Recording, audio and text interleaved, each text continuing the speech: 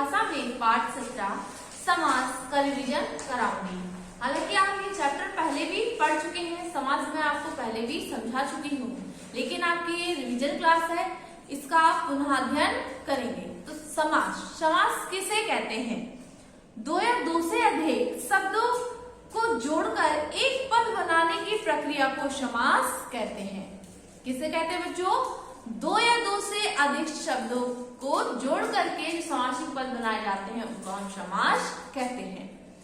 अब बात आती है कि समास कितने प्रकार के होते हैं। तो बच्चों समास आपके समास 6 प्रकार के होते हैं। अब कौन कौन से 6 प्रकार हैं? सबसे पहला है अव्ययी भाव समास,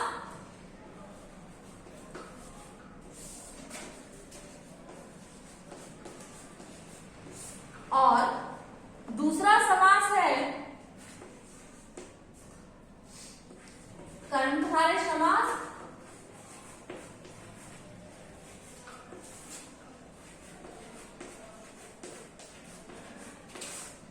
तीसरा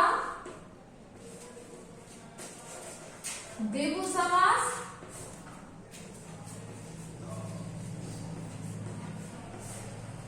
चौथा द्वंद्व समास,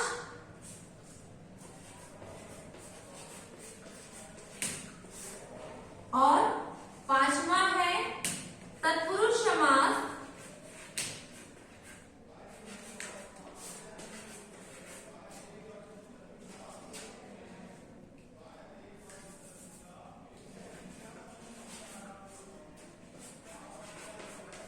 छठवां है बहुव्रीहि समास, बहुव्रीहि समास। तो सबसे पहले बच्चों हम पढ़ेंगे अव्ययी भाव समास, इसका रिवीजन करेंगे। अव्ययी भाव समास क्या है? कि जिस समास में मूल शब्द के आगे प्रथम शब्द में अव्यय शब्द जुड़ा हुआ हो, अर्थात जो शब्द है उसके आगे अव्यय शब्द जुड़ा हुआ हो, वहां पर अव्ययी भाव समास होता है। और अव्यय शब्द क्या होता है बच्चों? अव्यय शब्द वे शब्द होते हैं जिनको लिंग, वचन, कारक के अनुसार हम बदल नहीं सकते, अर्थात वह जैसे होते हैं उन्हें हम वैसा ही लिखते हैं। जैसे यथा शक्ति, तो शक्ति जो है ये आपका मूल शब्द है, यथा जो शब्द है ये आपका अव्यय शब्द है। तो मूल शब्द के आगे अव्यय शब्द जुड़ा हुआ है यथा शक्ति, अर्थात शक्ति के अनुसार, तो इसमें अव्ययी भाव समास हुआ। इसके बाद दूसरा समास है कर्मधारय समास। कर्मधारय समास में प्रथम पद द्वितीय पद की विशेषता को बतलाता है। कर्मधारय समास में प्रथम पद द्वितीय पद की विशेषता को बतलाता है। जैसे काला श्याम,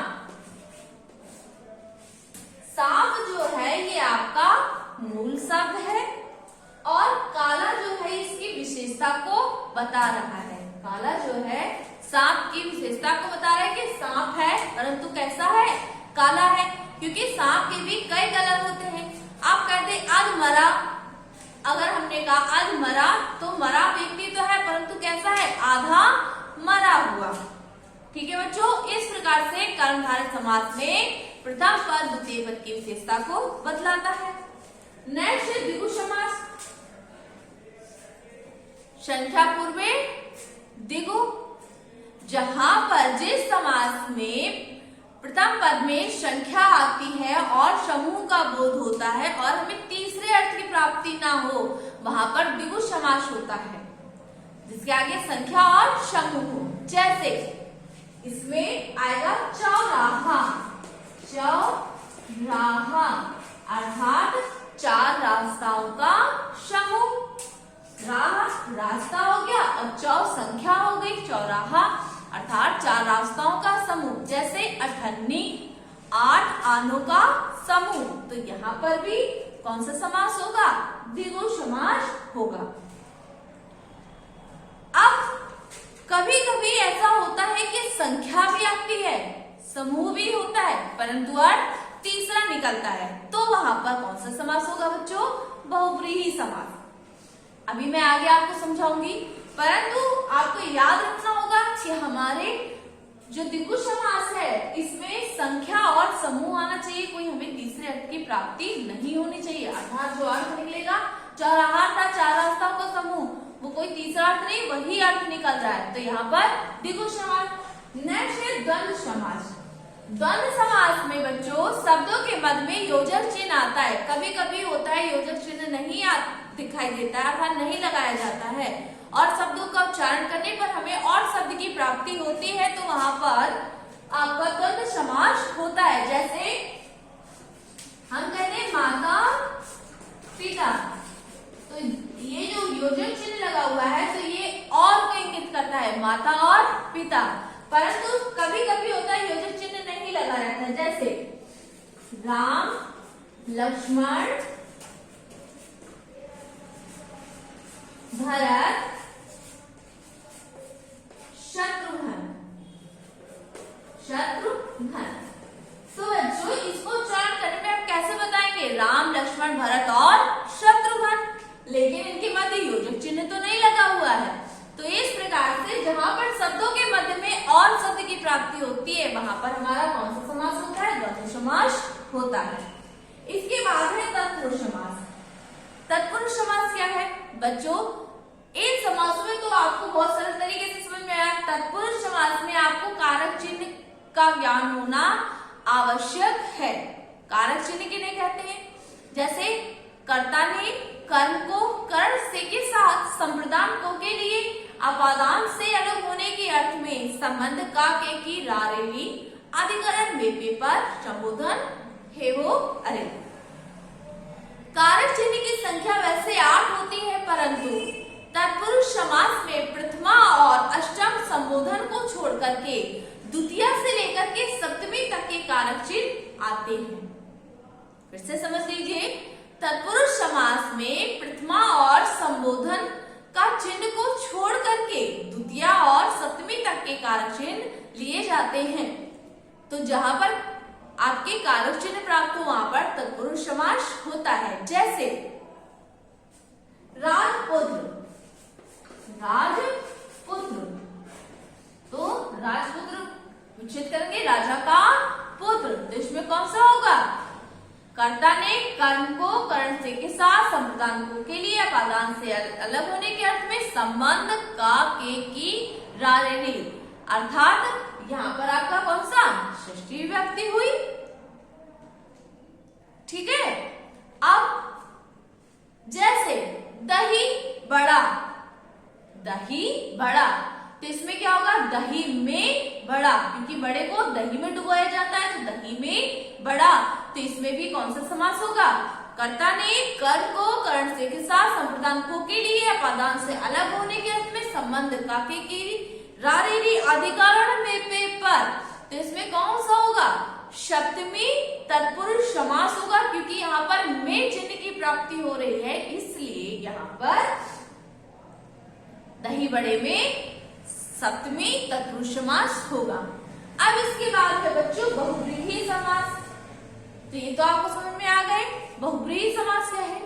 बहुव्रीहि समास में दोनों पद प्रधान ना होकर किसी तीसरे अर्थ की प्रधानता होती है, तो वहां पर बहुव्रीहि समास होता है। कैसे? जैसे 10 आनन, 10 सिरों का समूह है जिसका अर्थात रावण। कपाली किसके लिए कहते हैं? भगवान शिव के लिए।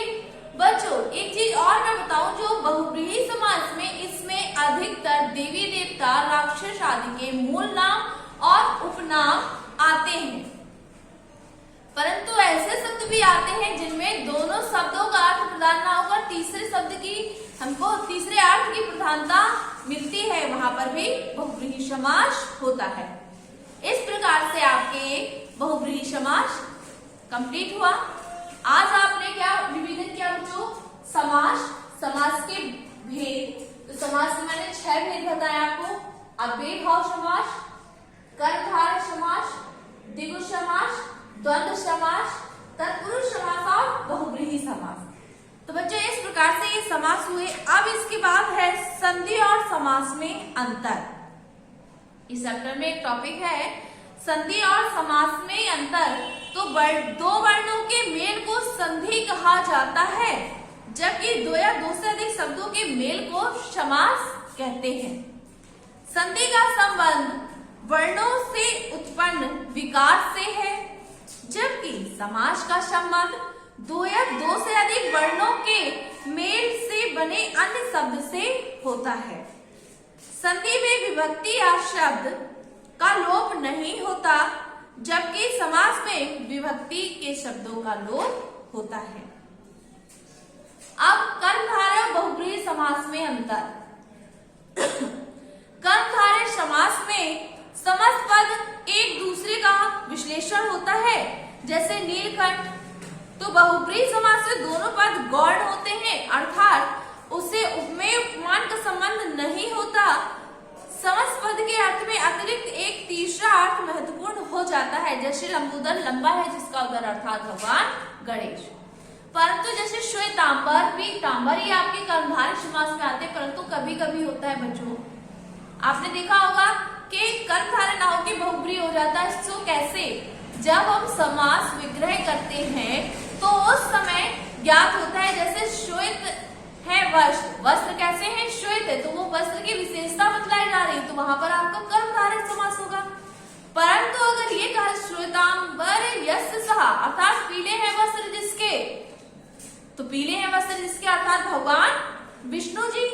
तो इस प्रकार से बच्चों इन दोनों में बहुत ही मतलब आप विच्छेद के माध्यम से याद कर सकते हैं। अगर विच्छेद आता है तो आप याद कर लेंगे कि इसमें कौन सा समास है। तो बच्चों आज के लिए इतना काफी है। आशा करती हूँ आप सभी को समास बहुत अच्छे से समझ में आ गए होंगे।